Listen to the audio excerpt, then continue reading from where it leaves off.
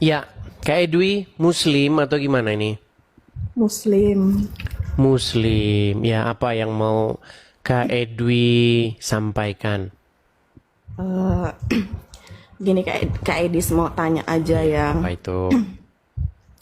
Kalau di ini ya di kekristenan itu, Mm-mm. ketika seorang Kristen menjadi mualaf, Ketika seorang Kristen menjadi mualaf, maksudnya jadi Islam gitu ya? wah, Mm-mm. jadi Islam, terus ketika ada keluarganya, orang tuanya yang meninggal dunia, apakah yang mualaf tadi boleh menyentuh atau tidak? Menyentuh. Ya, soalnya di agama Islam itu kalau seseorang ada yang murtad keluar dari eh, agama Islam, ketika orang tuanya meninggal atau saudaranya itu tidak boleh menyentuh, katanya begitu. Ya, jadi begini. Kalau di dalam ajaran agama Islam, yang orang-orang non-Muslim itu dianggap seburuk-buruknya makhluk. Jadi ya memang kalau kita belajar literatur-literatur Islam ya memang seperti itu. Mendoakan nggak boleh, jangan didoakan orang itu. Tidak akan diampuni, percuma didoakan, begitu. Bahkan Muhammad saja pernah ditanya, kan ada seorang yang datang kepada Muhammad. Dia bersedih. Dia nanya sama Muhammad begini, di manakah ayah dan ibuku? Katanya kepada Muhammad. Terus Muhammad bilang, ayah dan ibumu di neraka, katanya. Bersedihlah dia. Sambil pulang dia pergi bersedih. Lalu Muhammad memanggil lagi. Dia katakannya. Terus dia bilang, sesungguhnya ayahmu dan ayahku di neraka, begitu. Karena belum muslim, begitu. Oh. Tapi di kekristenan ada nggak seperti begitu? Nggak ada. Kristen itu dia nggak bicara soal label atau soal agamanya apa ini enggak. Kristen itu berbicara mengenai bagaimana iman itu dieksekusi dengan perbuatan begitu. Jadi kalau Anda Islam begitu di KTP tertulis Islam, biarin aja di KTP tertulis Islam. Yang penting Anda melakukan apa yang diajarkan Yesus. Karena di dalam agama Kristen itu nggak ditanya KTP-nya. KTP-mu agamanya apa? Di akhirat misalnya ya, misalnya di hari penghakiman itu nggak ditanya KTP. Iya ya. Begitu. Seperti itu. Tapi saya Iya mau iya. nanya ini, Ya. beneran masih muslim atau bagaimana? Iya Muslim. Mualaf atau bagaimana ceritanya? Enggak, Muslim. Muslim. Tapi kok saya sedikit meragukan ini. Saya agak sedikit meragukan ini. Coba bacakan ini. Karena kalau muslim itu Oh di ujiannya itu harus pinter ngucapin Arab. Tanda seorang muslim tuh itu. Iya. Karena begini, kalau saya baca Al-Qur'an, tanda seseorang muslim itu ketakwaan. Itu menurut Al-Qur'an. ya. Tapi kalau menurut orang Islam yang ada di lapangan, tanda seorang muslim itu harus fasih kayak orang Arab. Coba bacakan surat Al-Quran seperti orang Arab. Coba silakan. Silakan. Ya nggak usah pasti-pasti lah Bang Edis, nggak bisa Harus kayak begitu. qalqala, harus qalqala. Qala.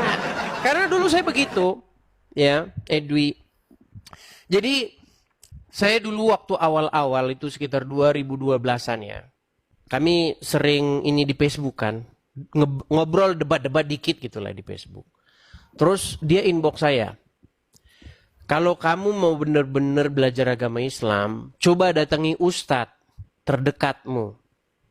Pergilah saya ke masjid dekat rumah saya. Ada takmir masjidnya di situ. Ada ustadznya.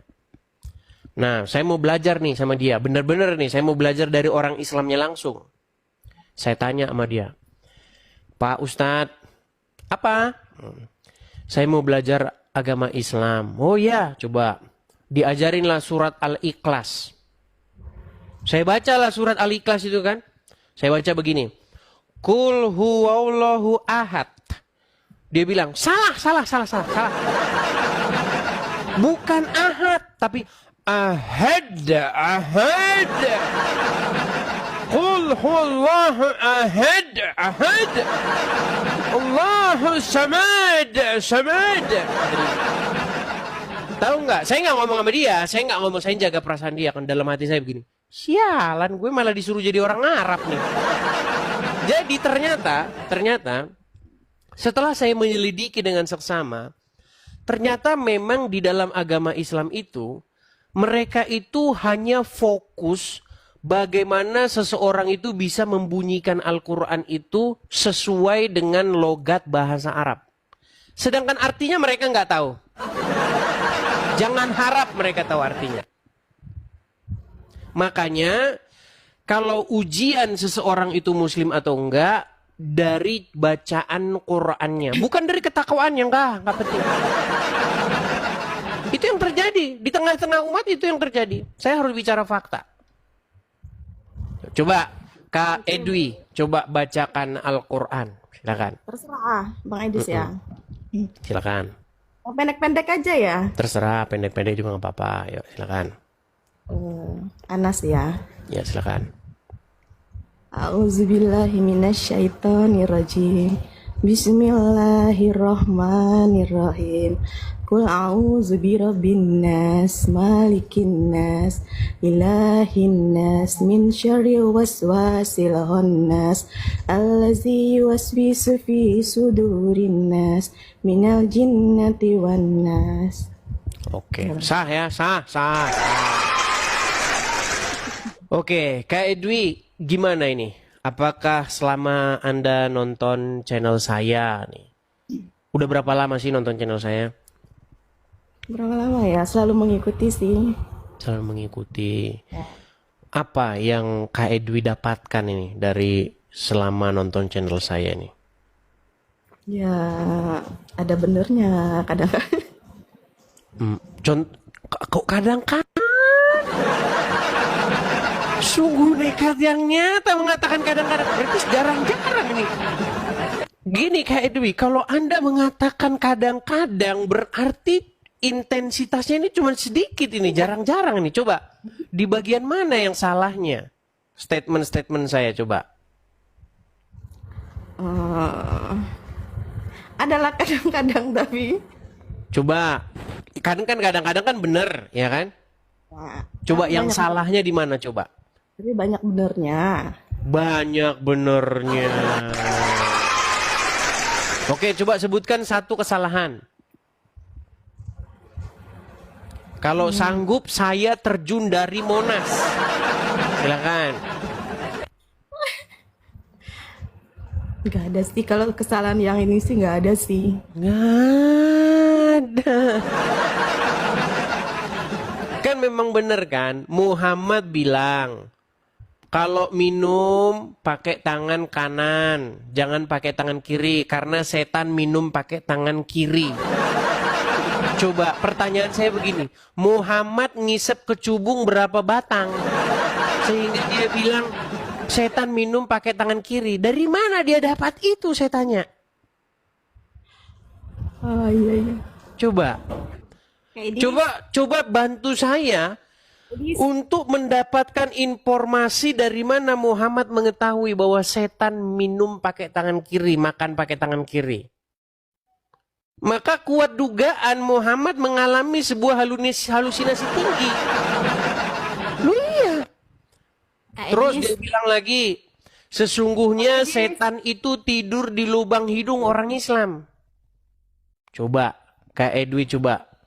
Dari mana Muhammad tahu setan tidur di lubang hidung orang Islam? Bang Edis, maaf sebelumnya ya. Aku udah habis waktunya. Bentar. Iya, soalnya aku lagi jagain pasien. Oh begitu. Kak Edwi di Taiwan. Ya. Oh Oke. Jadi waktunya sudah habis, harus kembali ke kamar pasien. Jadi gak ada Oke, waktu Kak lagi. Dwi. Iya, oke. Itulah, maaf ya Bang Adis ya. Sama-sama, Kak Dwi. Selamat malam. Selamat bekerja kembali. Ingat, menurut ajaran agama Islam nggak boleh kerja malam. Iya, ada ayatnya dalam Al-Quran. Siang diciptakan untuk kerja, malam untuk istirahat. Nah, makanya mustahil Quran itu dijalankan. Oke, begitu ya, Kak Dwi ya. Ya, terima kasih. Sama-sama, sama-sama. Saya turunkan. Ya, teman-teman ya. Kalau kalian ini dari 24.000 orang yang nonton, jangan kalian anggap bahwa yang muslim-muslim yang nonton itu mereka nggak terbuka pikirannya. Banyak yang terbuka mereka pikirannya itu.